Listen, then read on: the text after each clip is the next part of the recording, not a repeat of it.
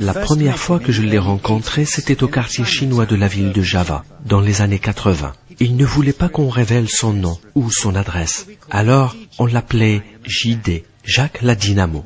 Il n'était qu'un simple guérisseur, disait-il, mais il avait cette capacité à produire une énergie puissante à partir de son corps, qu'il communiquait ensuite à ses patients. Parfois, il utilise des aiguilles, parfois juste ses mains. Il appelle cette énergie le Qi, une énergie si puissante qui fait appel à un assistant pour tenir les jambes des patients. Nous l'avions suivi durant des années dans ses tournées de guérison dans la ville de Java. Il refusait d'être filmé. Il disait que son pouvoir était le résultat d'un type de méditation rattaché à une ancienne tradition secrète. Et ce n'était que lorsque mon frère Lorne était allé le voir pour une grave infection à un œil qu'il avait finalement accepté d'être filmé en 1987.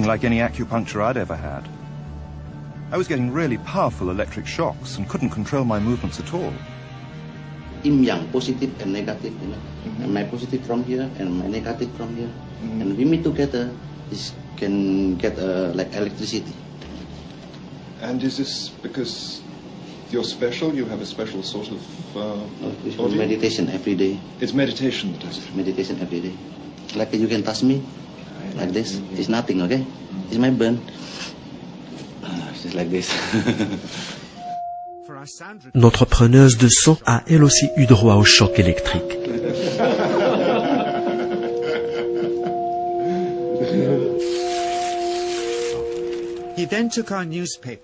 Il a ensuite pris un journal et nous a amenés dehors pour nous montrer qu'on pouvait également brûler un objet avec l'énergie Qi.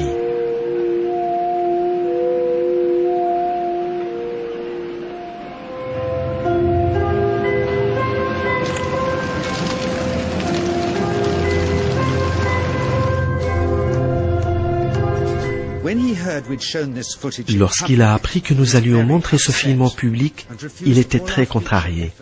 Et il a refusé de nous recevoir de nouveau, malgré nos nombreuses tentatives. Après quelques années, nous commencions à désespérer de le revoir un jour. Mon frère Lorne ne l'a plus revu, car en 1997, il était déjà mort, quand je me suis de nouveau retrouvé avec JD, et c'était mon tour cette fois-ci d'être traité pour un problème dur. Ce n'était pourtant pas la raison pour laquelle j'étais allé le voir. C'était en effet lui qui m'invitait cette fois-ci, car il avait des choses importantes à me dire. Il revenait d'un voyage de 2 ans où il était allé méditer en solitaire dans les fins fonds de Bornéo. Il pensait que l'histoire de l'humanité avait connu de grands changements et que l'ancienne sagesse avait tendance à disparaître. Il m'avait donc appelé pour le filmer, mais juste ce qu'il faut, histoire de nous rappeler que nous avons tous des pouvoirs insoupçonnés en nous et que lui-même n'avait rien de particulier si ce n'est le fait qu'il s'était entraîné à être en éveil. En tenant le patient, Joe, le caméraman, a dû utiliser tout son poids pour rester à son contact. L'énergie Qi était si forte qu'elle le repoussait. JD semblait pouvoir contrôler l'amplitude de son Qi à la manière d'un variateur de lumière. Le Qi provoquait des réactions incontrôlables chez ses patients ainsi que chez les personnes qui les tenaient.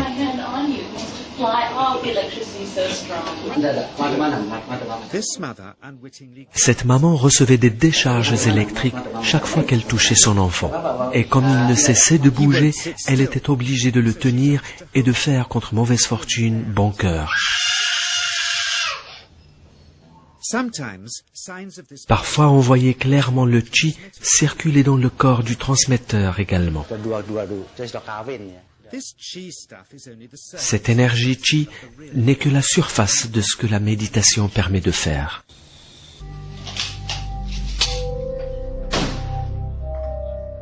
Le fait de projeter le Qi dans la paume de la main peut également servir à résister à des balles en plomb, dit-il.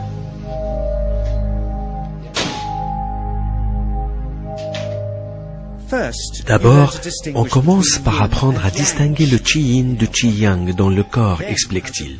Ensuite, on apprend comment attirer le Qi dans le chakra du nombril et enfin comment le projeter. Et c'est ce mélange proportionné du Yin et du Yang qui explique les différents effets, comme pousser ou tirer un objet ou y mettre le feu. Il a ensuite parlé de choses bizarres, en disant que le Qi-Yin était la clé d'accès au monde des esprits. Il existe une longue tradition en Indonésie qui voudrait que les poignards soient habités par des esprits. Les gens les apportent ici pour voir s'ils dansent. Dans ce cas précis, explique-t-il, ils ne travaillent pas avec un mélange d'énergie yin et yang, mais se contentent de créer un champ d'énergie yin dans lequel l'esprit se manifeste s'il est présent.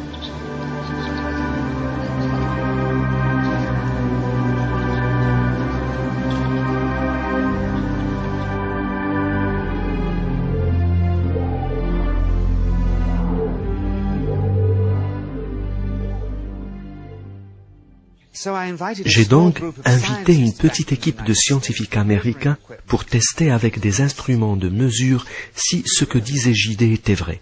Et si c'est le cas, où situer alors cette énergie sur le spectre électromagnétique?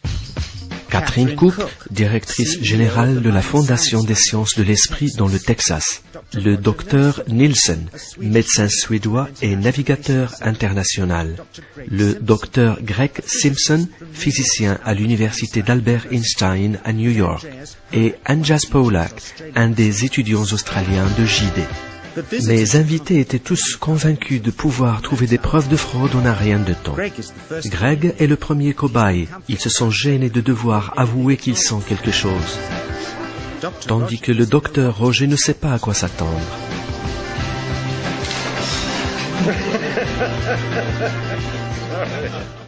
Et voilà qu'on sort un détecteur de métaux, comme ceux qu'on trouve dans les aéroports, pour voir si JD n'a pas un morceau de métal caché dans son corps. Et voilà maintenant un voltmètre pour tenter de mesurer le Qi. Mais comment faire marcher tout cela? Où se trouve l'équivalent de la mise à terre? Quels en sont les paramètres? JD propose qu'on attache le voltmètre au niveau de son nombril. Étant donné que son périnée, disait-il, représentait le pôle négatif et le chakra de son nombril, le pôle positif. Mais toujours aucun signal côté voltmètre. Les membres de l'équipe continuent à recevoir des chocs électriques du bras de JD et ils ont les bons paramètres mais l'aiguille ne bouge toujours pas. JD explique que ce n'est pas de l'électricité mais du Qi.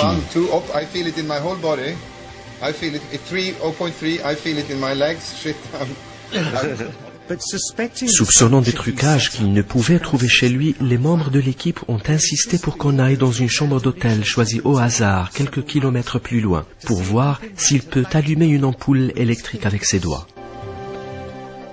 La mise à terre de l'ampoule sur le mur étant impossible, c'est Greg qui tient l'un des fils, tandis que JD pompe du Qi dans l'autre. Les ampoules sont des ampoules à diode électroluminescentes qui s'allument avec des couleurs différentes en fonction de l'intensité du courant. Tout allait bien et JD était content aussi de l'expérience jusqu'au moment où il nous invite tous chez lui, où il essaie de faire passer un pic à travers la table. Ne réussissant pas à le faire passer par-dessus à cause du plastique laminé, il essaie de le faire passer par-dessous en le faisant pénétrer dans du vrai bois.